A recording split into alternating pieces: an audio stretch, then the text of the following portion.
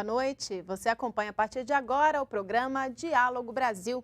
Hoje nós vamos falar sobre a crise do sistema penitenciário, a guerra entre facções criminosas e as recentes mortes nos presídios de Manaus e Roraima que marcaram este começo de 2017. A morte de 56 presos numa penitenciária de Manaus no primeiro dia de 2017 foi mais uma tragédia anunciada do sistema prisional brasileiro. O massacre do Amazonas se repetiu em Roraima, com mais de 30 mortos em Boa Vista. A situação explosiva dos presídios no país não é novidade. São mais de 620 mil presos, a quarta maior população carcerária do planeta. Com a superlotação, facções do crime organizado promovem a barbárie na disputa por espaço. Presos matam colegas de cela com requintes de crueldade. Em 2016, a ação macabra pôs fim a 372 vidas.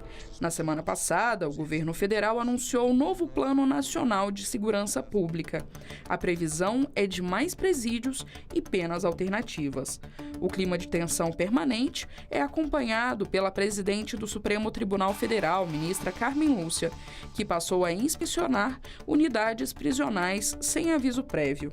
Em 17 de janeiro, o ministro da Justiça reunirá em Brasília secretários de Segurança Pública e de Assuntos Penitenciários de todos os estados e do Distrito Federal. O Congresso Nacional discute a privatização do sistema, experiência já em teste no país e questionada nos Estados Unidos. A questão urgente é a retomada pelo Estado do controle do sistema prisional brasileiro. Para conversar sobre a situação dos presídios, nós recebemos a pesquisadora em Direito Penal da Universidade de Brasília, Soraya Mendes, e a cientista política Tatiana Waterly de Moura, que já coordenou o Levantamento Nacional de Informações Penitenciárias, uma publicação do Departamento Penitenciário Nacional do Ministério da Justiça. Sejam bem-vindas, obrigada pela presença.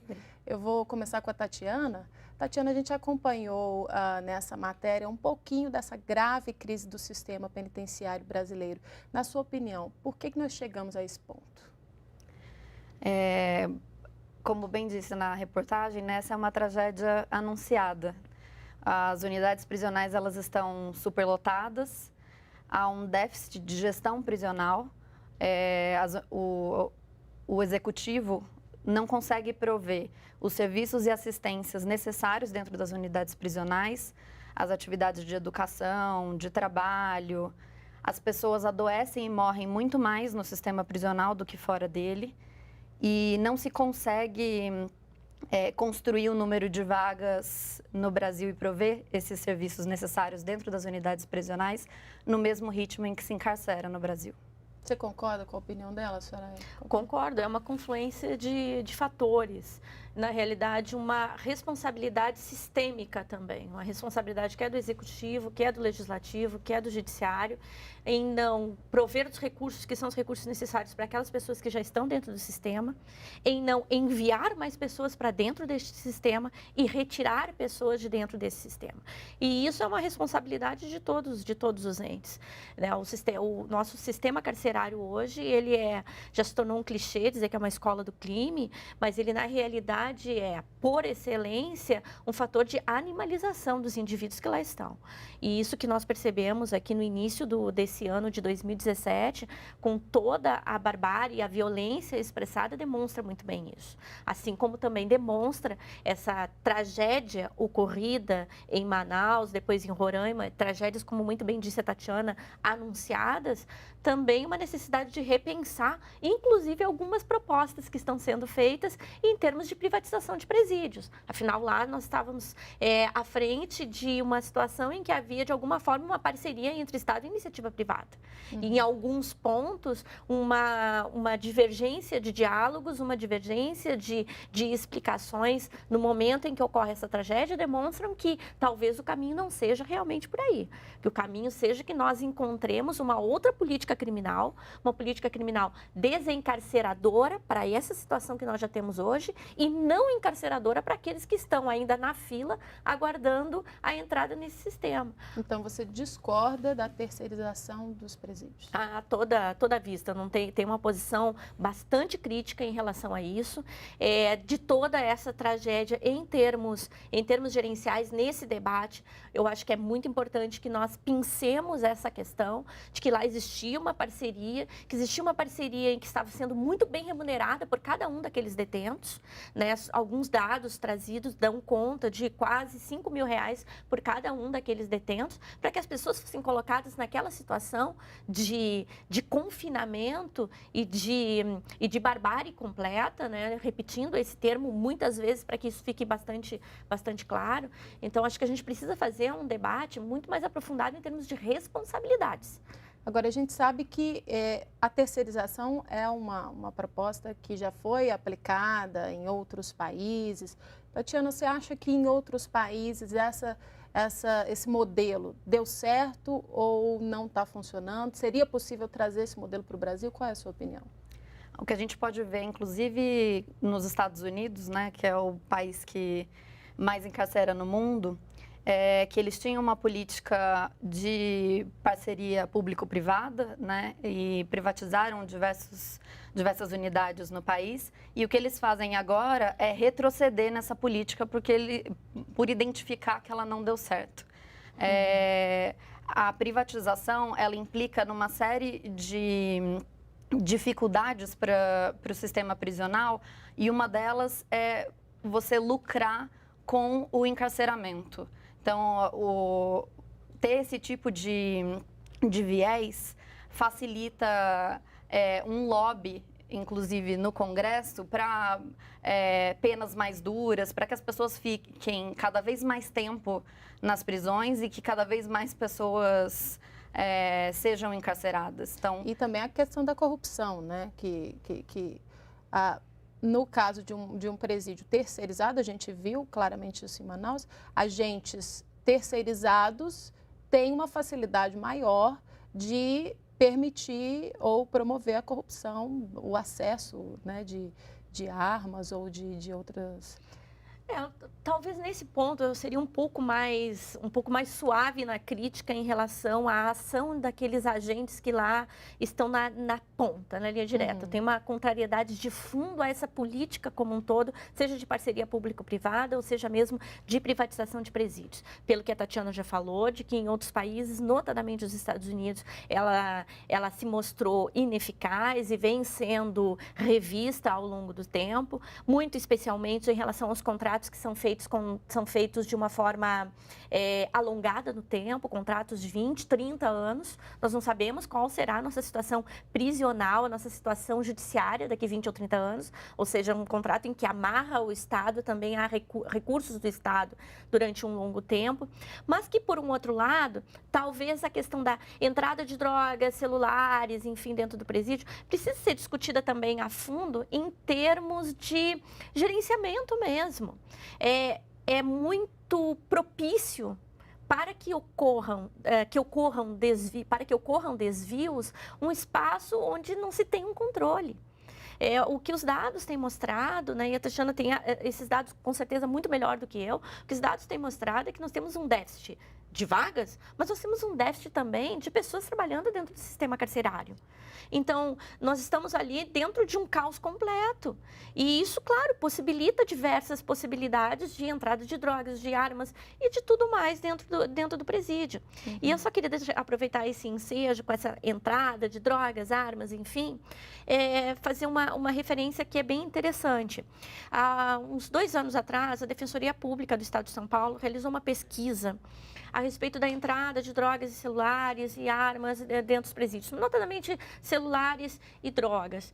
E isso em razão daquele expediente vergonhoso chamado revista vexatória, a que são submetidas os familiares dos detentos e das detentas no nosso país. com aqueles agachamentos, desnudamentos e toda aquela situação de humilhação e de realmente violação da dignidade humana a que são submetidos. E o que essa pesquisa comprovou é que em torno de 2%, se não me falha a memória, daquilo que é recolhido em termos de drogas e celulares ou equipamentos para celular, a gente não está falando necessariamente, né? Qualquer coisa, um chip é considerado como celular para fins legais, entra através dos familiares. Então, se nós tomarmos esse como um ponto de referência, significa que 90% do que entra no presídio entra através de pessoas que estão fazendo uma ligação fora dentro e que não são familiares.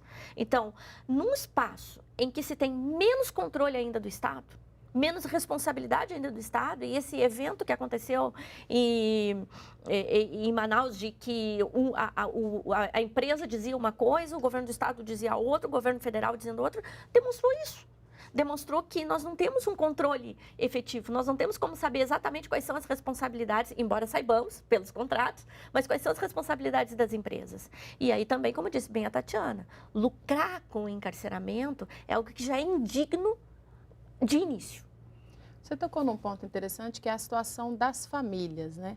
A gente percebe que muitas vezes o familiar é cúmplice do preso que está lá dentro, porque ele participa desse processo né, ajudando na entrada dessas armas, desses celulares, mas também o preso fica numa situação complicada, porque ele não tem acesso a informações também, ele não tem acesso a...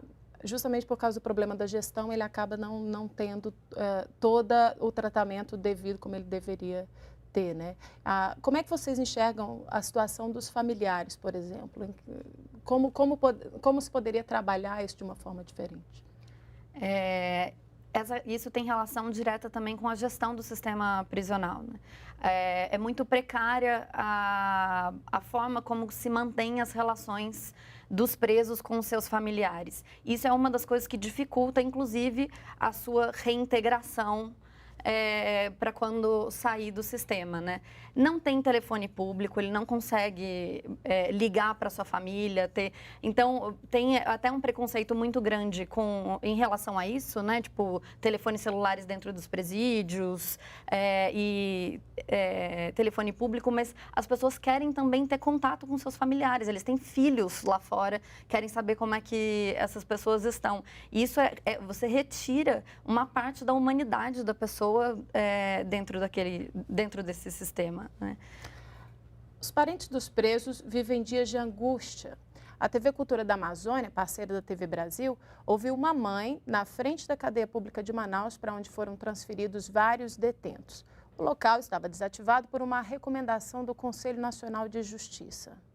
A cadeia estava desativada desde outubro e foi reaberta há uma semana para abrigar 280 presos. Familiares aguardam em frente à cadeia por notícias dos internos. Essa senhora, que não quis se identificar, tem um filho e um sobrinho presos há mais de 2 anos. Ela reclama da falta de informações e das privações a que eles estão sendo submetidos. Ninguém dá notícia de nada, ninguém sabe de nada, ninguém fala nada pra gente, a gente fica desse jeito. Bom, a gente acompanhou uma mãe aí que está vivendo uma situação complicada. Você acredita que a gestão, então, seria uma solução, uma melhoria na gestão seria uma solução para que esses familiares não tenham que viver esse tipo de situação? Se nós colocarmos gestão em termos de reformulação da política criminal, ou seja, essa que leva essa multidão de pessoas a todo tempo, constantemente, para dentro do cárcere, sim.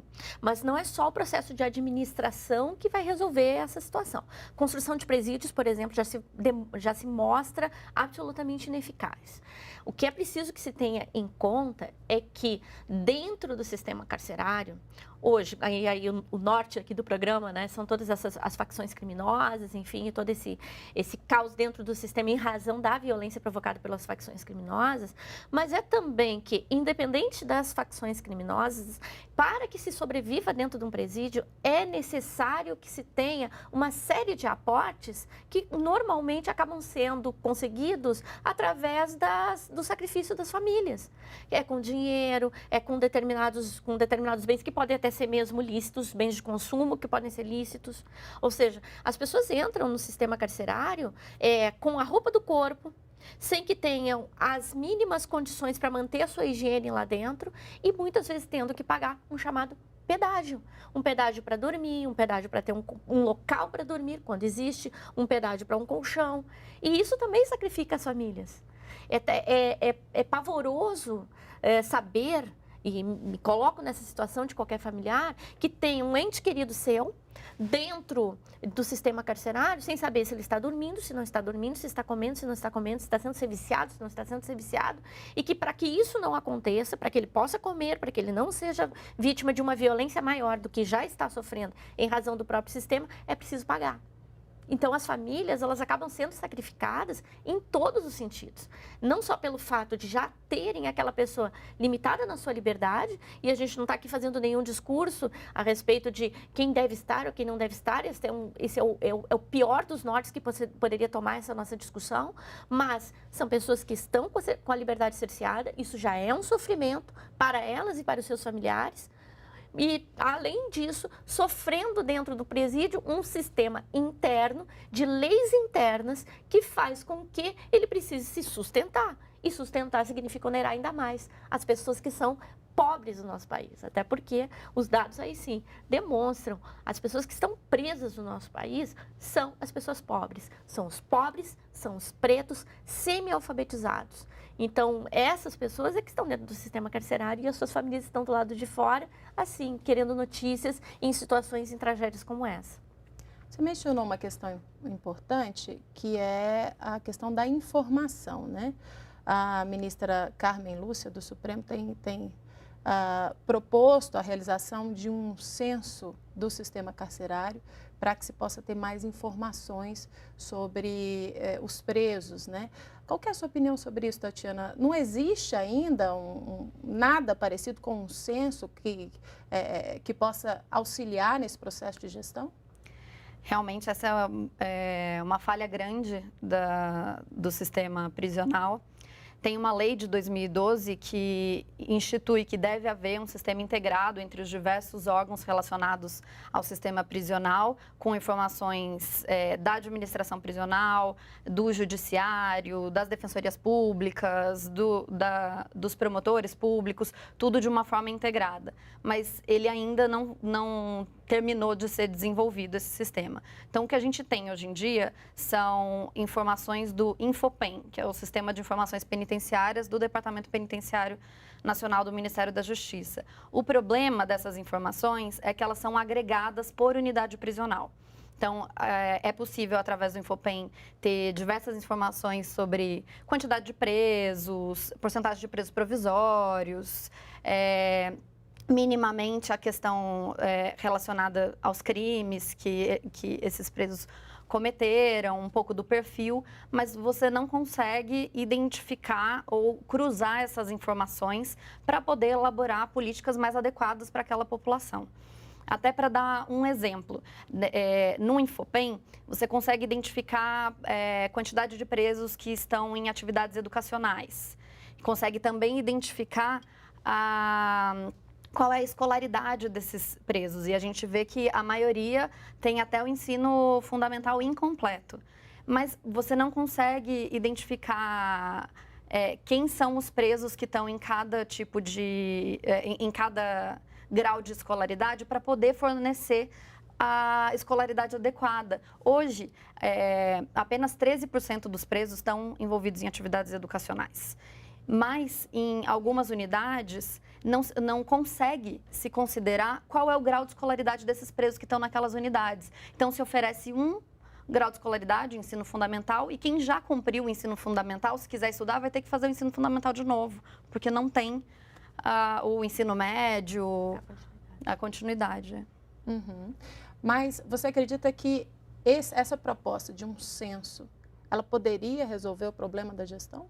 Não, acho que ela não resolve o problema da gestão. O que o censo vai é desnudar essa realidade ainda encoberta pela falta dos dados. Então, hoje nós vivemos com esses dados dizendo nós temos 622 mil pessoas sujeitas ao controle penal, a maior parte delas encarceradas, de acordo com os dados que ainda são de dezembro de 2014, fornecidos pelo Infopen. Nós podemos dizer que nós temos mais de 300 mil mandados de prisão em aberto. Nós podemos dizer que temos 41% desta população carcerária composta por pessoas que estão em prisão provisória. Então, isso a gente pode dizer, mas a gente diz ainda sem uma certeza. O que o censo vai fazer é mostrar a realidade dura de quem está dentro do sistema carcerário já sabe como é. Então, o que nós precisamos é de, como eu dizia antes ainda, distribuir as responsabilidades, assumir as responsabilidades. Qual é a responsabilidade do judiciário nisso?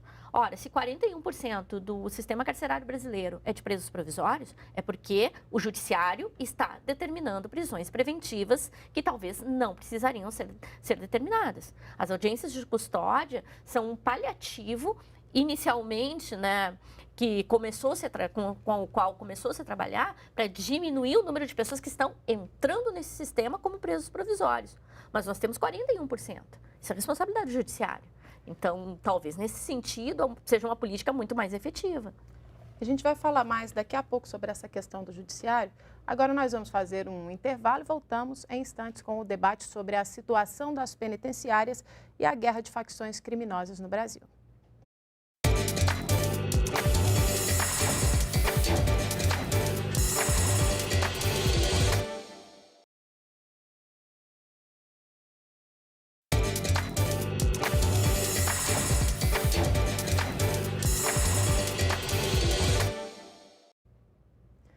O Diálogo Brasil está de volta e o assunto da nossa conversa hoje é a crise do sistema penitenciário.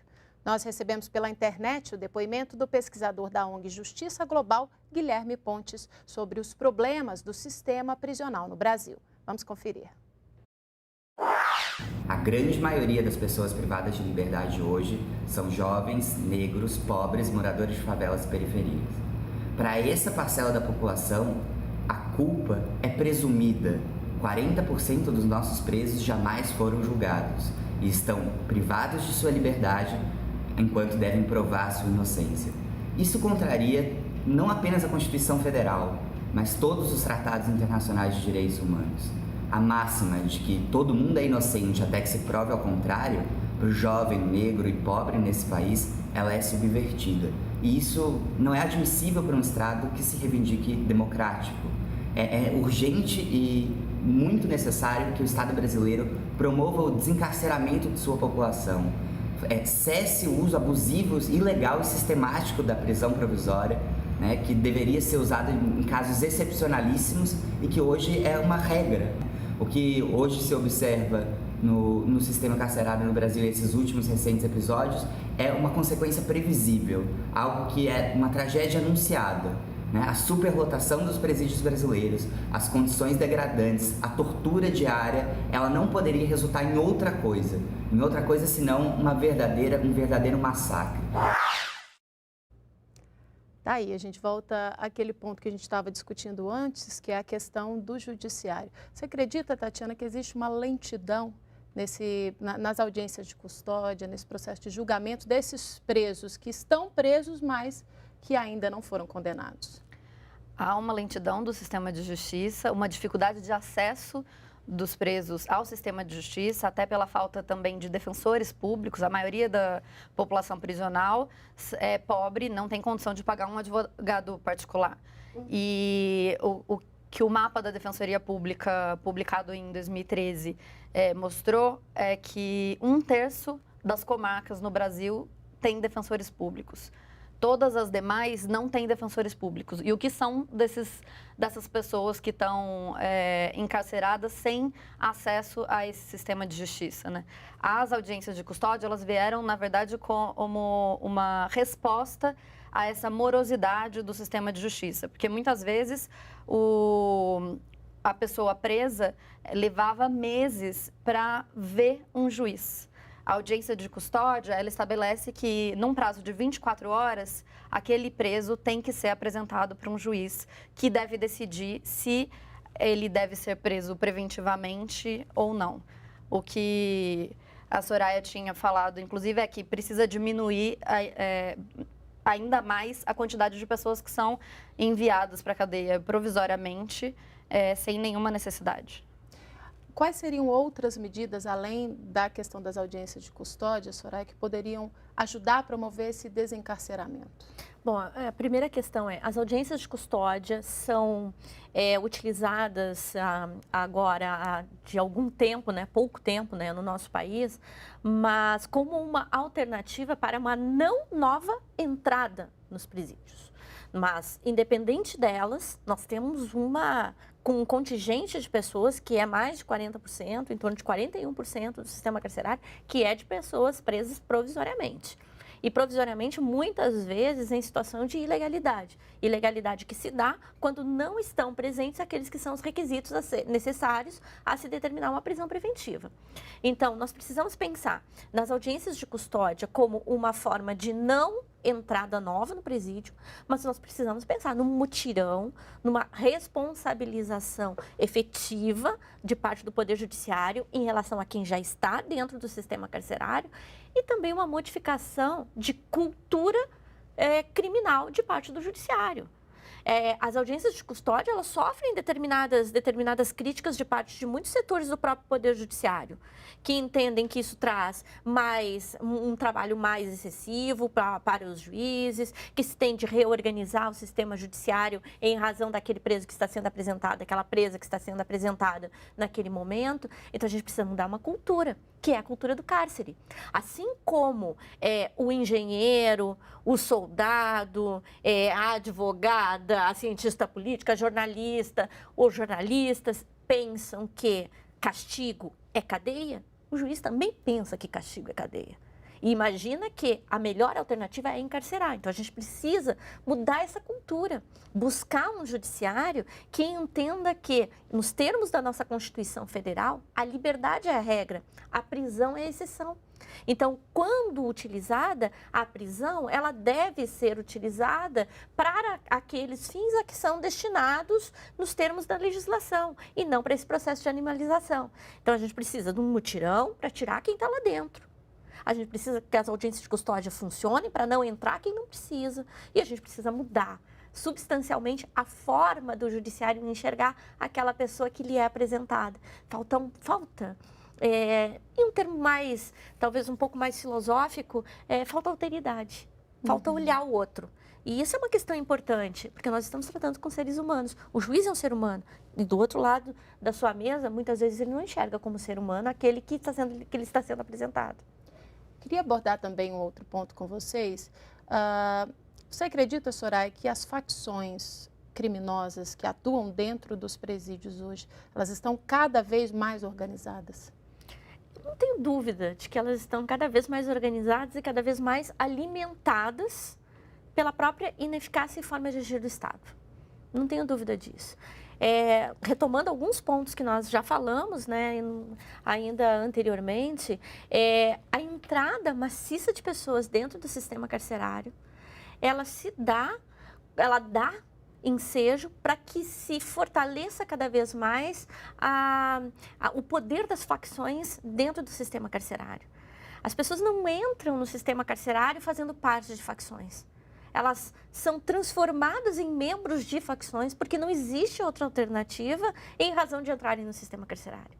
E aí a gente imagina, mas quem entra no sistema carcerário é o homicida, é o estuprador, são aqueles crimes mais violentos e que mais nos provocam repulsa e insegurança. Não é verdade. 46% do sistema carcerário brasileiro é composto, no caso masculino, por homens que cometeram crimes contra o patrimônio. 28% tráfico de drogas. Podemos discutir depois a questão das drogas, mas tráfico de drogas e todos os crimes que envolvem drogas são crimes sem violência e sem grave ameaça. 13% é de crimes contra a vida. 4% de crimes são de crimes sexuais. E olha que a gente até pode abrir aqui um debate a respeito dos crimes sexuais, porque são mais de 140 mil estupros por ano no Brasil, mas não se condena estuprador. Não se condena homicida. Se Mas condena quem está no tráfico e quem está no patrimônio. E aí, desculpe, mas quem está no patrimônio, quem comete crime contra o patrimônio, muitas vezes é aquela pessoa que entrou numa determinada rede de supermercado e furtou. Não vou nem dizer um pedaço de carne para não parecer aquele discurso fácil. Não, que furtou uma garrafa de cerveja ou que seja qualquer um outro bem. Mas pessoas que por que são isso, aliciadas pelas facções, então. dentro do presídio? Dentro do presídio. Não é nem aliciar. É uma questão de sobrevivência. Ou entra na facção, numa ou outra, ou então não sobrevive dentro do presídio. Não existe uma conquista. Ou entra ou não entra. Agora, Tatiana, a gente percebe que, em muitos casos, as facções comandam os presídios. Você teve acesso ao Compage, teve a oportunidade de visitar o Compage há cerca de 1 ano e meio atrás, você estava me dizendo. Na sua opinião, como é que essas facções conseguem, de dentro do presídio, comandar as ações dos seus militantes fora do presídio, né? Em 2015 eu estive no Compage exatamente para ouvir relatos das pessoas presas. E o que a gente pode verificar lá é o que a gente verifica em todas as unidades prisionais. É uma ausência do Estado na gestão da unidade prisional. Os relatos são absolutamente dolorosos de escutar, né? São relatos de comida estragada, de falta de água, de dificuldade de acesso a defensores públicos, e com isso, dificuldade de acesso a informações sobre a sua situação processual. A situação das mulheres, até homens que estavam na unidade prisional falavam que as situações das mulheres naquelas unidades eram ainda mais difíceis, porque se os homens são abandonados quando são presos, as mulheres ainda mais do que os homens. Então, é muito difícil. E a dificuldade de acesso material, né, tipo, a colchão, a produtos de higiene, de limpeza, a alimentação, ajuda também ao surgimento dessas facções, de organizações paralelas. E aqui vale também apontar um dado que é sobre a relação presos e agentes penitenciários. No Brasil, tem uma média de 7,6, quase 8 presos para cada agente penitenciário. Mas isso é uma média, tem uma discrepância absurda dentro de unidades. Todos os estados têm pelo menos uma unidade em que essa proporção é 50 presos para cada agente penitenciário. Só que a gente tem que pensar que os agentes penitenciários, eles precisam estar lá 24 horas por dia. Então, se você considera o plantão que eles fazem, geralmente é 24 por 72, então você precisa de 4 agentes, né? Tipo, são 4 dias ali. Então, você multiplica essa proporção por 4. Então, nessas unidades de 50 agentes, com a escala do plantão, torna 200 presos para cada agente penitenciário. Então, você tem uma dificuldade de gestão interna. Os presos comandam lá dentro. Os agentes penitenciários acabam gerindo mais a parte externa e a gestão interna cabe aos próprios presos.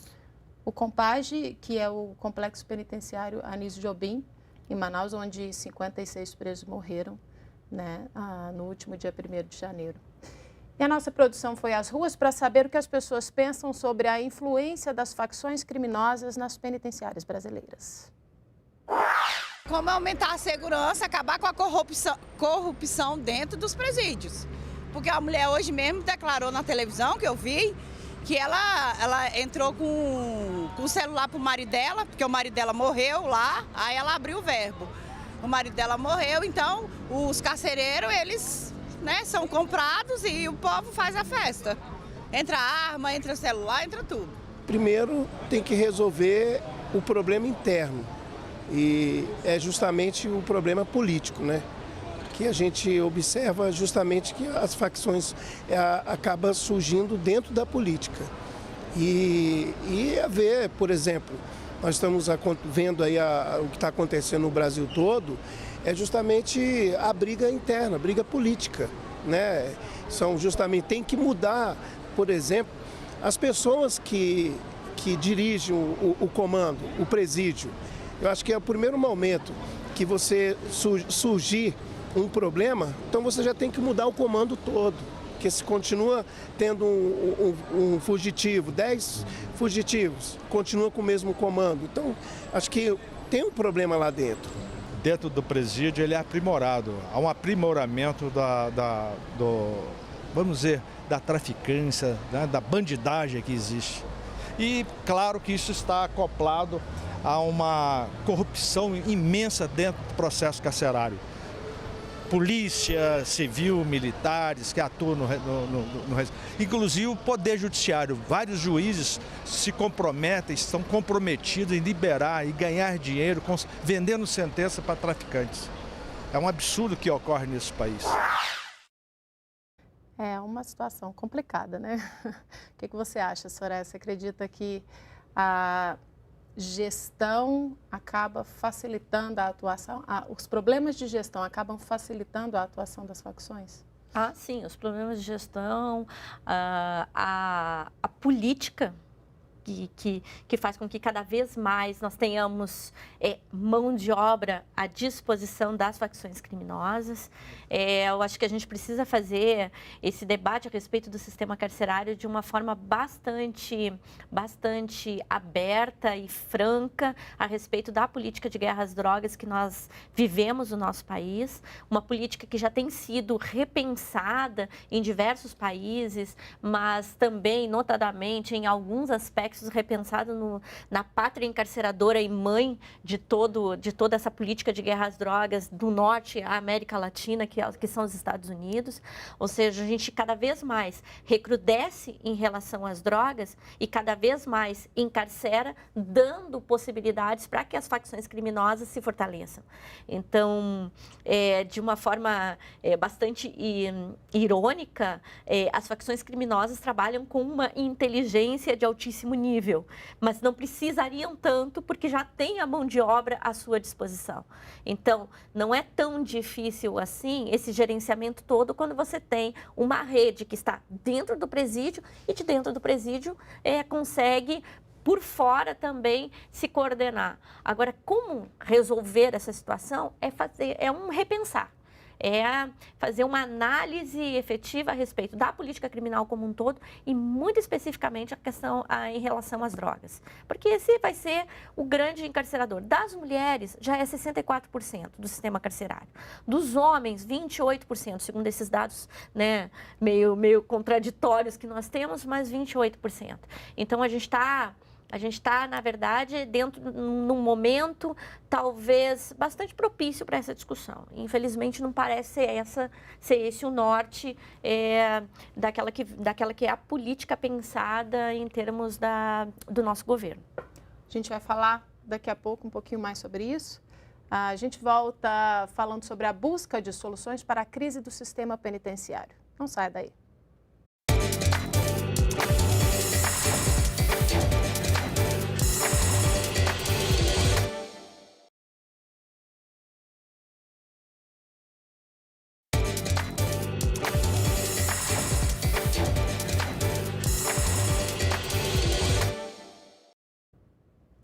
E aqui no Diálogo Brasil, a gente continua a conversa sobre a crise das penitenciárias. Vamos saber agora a opinião da advogada Vivian Calderoni, assessora do Programa de Justiça da organização não governamental Conectas. Ela nos mandou um comentário pela internet. O Brasil tem um contingente de presos altíssimo. Mais de 600 mil pessoas estão presas no país. Isso coloca o Brasil como 4º lugar no ranking de maior população carcerária do mundo. Essas pessoas vivem em unidades prisionais superlotadas. O déficit de vagas chega a 250 mil no país. Para enfrentar esse problema, é fundamental que se invista na aplicação de penas alternativas à prisão.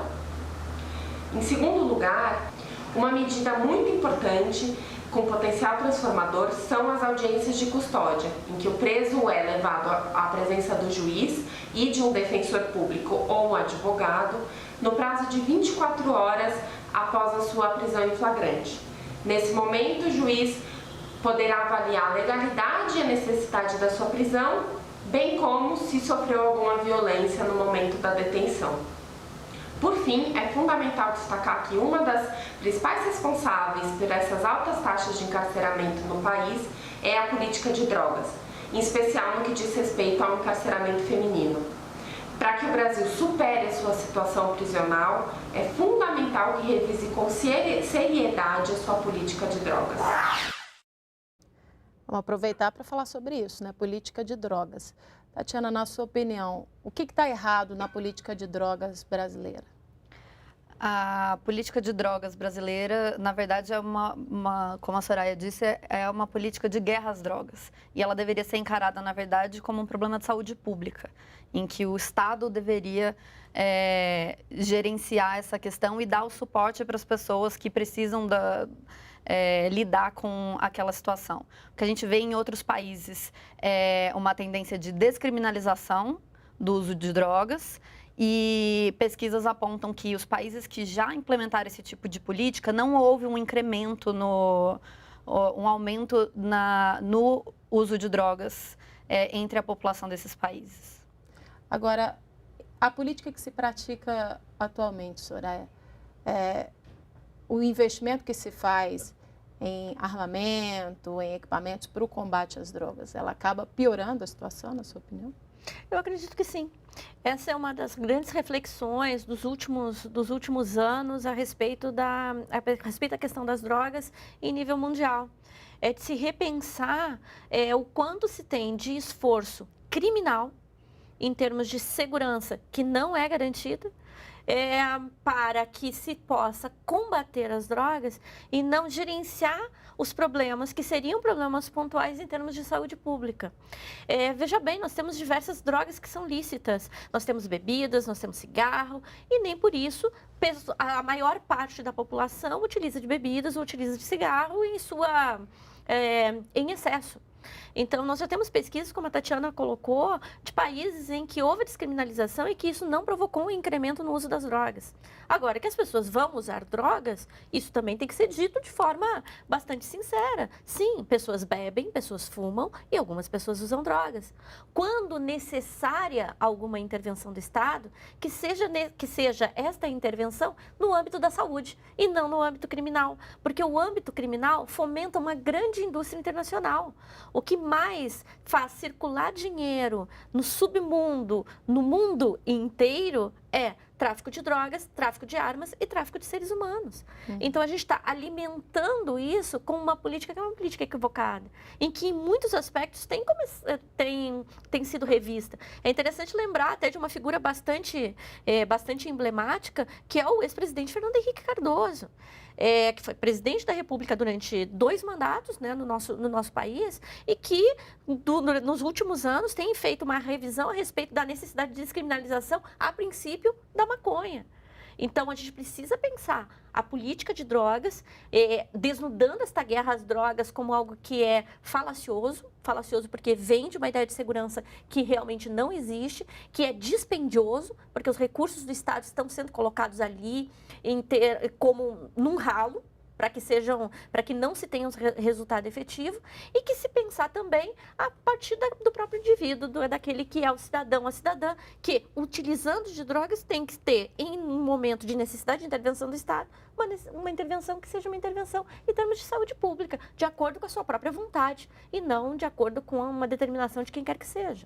E isso acaba contribuindo para aumentar a superpopulação dos presídios brasileiros, não é mesmo? Sem dúvida. Eu queria ouvir a opinião de vocês sobre o Plano Nacional de Segurança. Tatiana, o que você achou do plano?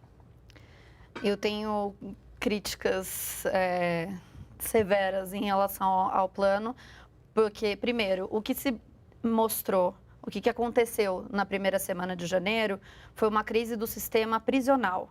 Aqui já tem uma separação. O que o ministro da Justiça apresentou para a gente foi um plano de segurança pública e não um plano para o sistema prisional. Ele apresenta medidas repressivas e ainda mais encarceradoras, aumentando as questões que contribuíram para essa situação, para essa tragédia que a gente vivenciou. E tem um fator muito importante para destacar aqui, que é a questão do Fundo Penitenciário Nacional. Por conta dessa dificuldade que se tem com as políticas prisionais e de dificuldade de acesso a recursos para investimento em políticas prisionais, o Supremo Tribunal de Justiça decidiu, no final do ano passado, pelo descontingenciamento do Fundo Penitenciário Nacional, que tinha, à época, cerca de 2,2 bilhões de reais. E o Fundo Penitenciário, ele é um fundo gerido pelo Ministério da Justiça, pelo Departamento Penitenciário Nacional, para a área do sistema prisional. O que o Ministro da Justiça fez, o que o governo federal fez, na verdade, foi alterar a legislação, possibilitando o repasse de recursos do fundo penitenciário para a segurança pública, para armamento, para repasse para as polícias, sendo que essa área já tem o Fundo de Segurança Pública. Ou seja, ele esvaziou um pouco desse recurso que era para ser destinado para a área prisional, para ser destinado para a segurança pública. E uma segunda coisa que foi feita na questão do repasse um repasse direto, fundo a fundo, para os estados, sem estar vinculado a programas e planos específicos. Nós sabemos a situação dos estados, eles estão quebrados. Então, o que isso pode representar, na verdade, é uma substituição dos recursos que os estados já iriam destinar para o sistema prisional com seus recursos próprios pelos recursos do governo federal. Ou seja, esse repasse inédito de bilhões para a área prisional, ele pode, na verdade, não representar incremento necessariamente para essa área. É um absurdo, é uma negligência com o sistema prisional que está sendo feito. A gente vai falar um pouco mais sobre esse ponto, que é muito interessante. Nós temos mais opiniões das ruas sobre as soluções para a crise das penitenciárias. Vamos ver. Nós chegamos num ponto que é necessário uma revisão completa e a gente só toma conhecimento, já toma contato com a sensibilidade da situação quando acontecem coisas grotescas, né? Eu vi uma reportagem outro dia de um juiz dizendo que é necessário repelir a barbárie. É necessário um investimento muito grande, que efetivamente chegue a ser realizado. É necessário que a magistratura esteja mais atenta e que os poderes todos se unam em prol de uma coisa que vai beneficiar toda a sociedade. Primeiro, eu acho que tem que ser feito em investimentos, né? Educação. Colocar esses presos para trabalhar, porque nunca trabalharam, né? E mais segurança mesmo, no sentido, né? Dentro dos próprios presídios. Eu acho que em vez do governo gastar milhões, como eles gastam para construir novos presídios, tornozeleira e um monte de sistema de segurança, seria interessante que ele desse mais uma olhada para um sistema que pudesse reabilitar o preso, para que ele saísse da cadeia e pudesse ser inserido na sociedade. Você acha que isso hoje não acontece? Eu acho que não. Porque se acontecesse, provavelmente não teria uma reincidência tão grande de presos voltando, né? E o sistema prisional é um sistema que deixa o preso 2 vezes pior do que ele entra. Eles misturam os ladrões de alta periculosidade com as pessoas que são ladrões de galinha. Enquanto o governo está roubando, desviando milhões, aí não acaba não dando em nada. Então é uma situação meio crítica, né? No Plano Nacional que foi lançado pelo Ministério da Justiça, Soraya, a gente viu que o governo priorizou a compra de equipamentos e a construção de presídios. Você acredita que seria um caminho para resolver o problema? Com certeza não é. Porque, com certeza, nós vamos ter sempre, se essa política seguir, dentro desse marco que nós falamos anteriormente, de encarceramento em massa, de guerra às drogas, sempre trazendo uma demanda muito maior do que aquilo que será possível suportar pelo sistema carcerário. Então, a construção de presídios, ela não é a solução. Por um outro lado, também não é de se deixar de apontar a responsabilidade que o Estado tem, muito notadamente o Executivo, do âmbito federal ao âmbito estadual, em relação às unidades prisionais já existentes e as condições que essas unidades prisionais precisam ter. Então, essa é uma responsabilidade que tem que ser assumida. Por outro lado, falando mais especificamente do plano, tem alguns pontos, eu sigo na linha da Tatiana em termos das críticas, tem alguns pontos que são absolutamente contraditórios. O primeiro ponto fala da redução do número de homicídios e de feminicídios. A primeira questão talvez feminicídio, em função da chacina ocorrida em Campinas, tenha sido um termo bastante apropriado, midiático, para se utilizar num plano. Mas é de se pensar que quando nós estamos falando de violência contra a mulher, nós estamos falando de um tipo de violência específica que colocar carros nas ruas e armar policiais não vai resolver. A gente precisa de uma outra forma de intervenção estatal, que é uma forma de intervenção estatal muito mais dedicada à modificação de uma cultura de subjugação das mulheres, uma cultura de formação em gênero que, infelizmente, de alguma maneira, ficou um tanto quanto relegada a partir da extinção da Secretaria de Políticas Públicas para as Mulheres. Então, quando nós falamos de feminicídio, redução de feminicídios, nós precisamos pensar nessa perspectiva. Por outro lado, falando de redução de homicídios, o Brasil, nas últimas décadas, tem um número assustador de mais de 1,5 milhão de pessoas assassinadas. Agora, quem são as pessoas assassinadas no nosso país? São aquelas pessoas jovens, pretas e pobres. Esses são os dados. Nós temos locais do país, em estados do Nordeste, se não me falha a memória, eu vou pedir perdão se acabar me equivocando no estado da federação, como a Paraíba, em que a morte de um jovem branco corresponde à morte de 11 jovens negros. Nós vivemos aquilo que alguns pesquisadores falam hoje de um genocídio da juventude negra. E como estes jovens morrem? Esses jovens morrem em chacinas, morrem em confrontos entre facções, em confrontos com a polícia. Essas mortes não são investigadas. Por isso nós temos 13% só de presos por homicídios no nosso país. Ora, estes jovens que estão morrendo, pretos, pobres, esses jovens pretos e pobres que estão morrendo, são os mesmos jovens pretos e pobres que estão dentro do sistema carcerário. E isso alimentado em razão do quê? De uma política cada vez mais repressiva em relação justamente às drogas. E aí o ministro nos apresenta um plano dizendo da redução do número de homicídios e da possibilidade de desencarceramento com penas alternativas, que ao executivo não compete, na sua aplicação, compete ao Poder Judiciário, mas ao mesmo tempo com recrudescimento à guerra às drogas. É absolutamente contraditório. Então acho que a gente precisa desnudar esse plano para pensar em alternativas que sejam alternativas pensadas para o sistema carcerário e não o sistema carcerário como uma questão de segurança, como tem sido midiaticamente mostrado. É uma crise bastante complexa. É possível, Tatiana, indicar algum caminho de solução para essa crise grave que o Brasil está vivendo hoje? Tem alguns caminhos que a gente pode enfrentar, né? Um deles, como a Soraya bem disse, é a questão de diminuição do número de presos provisórios. A gente precisa barrar essa entrada que deveria ser uma exceção no sistema prisional, a utilização da prisão preventiva. A outra é aumentar a utilização de medidas alternativas.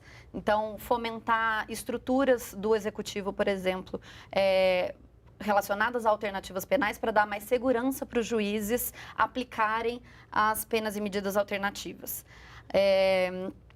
E uma outra questão é a melhoria da gestão do sistema prisional. O Ministério da Justiça mesmo publicou, no ano passado, um material riquíssimo, inédito, que é um modelo de gestão prisional, mas que tem sido relegado. Ele não foi nem mencionado nesse novo plano que o ministro apresentou essa semana.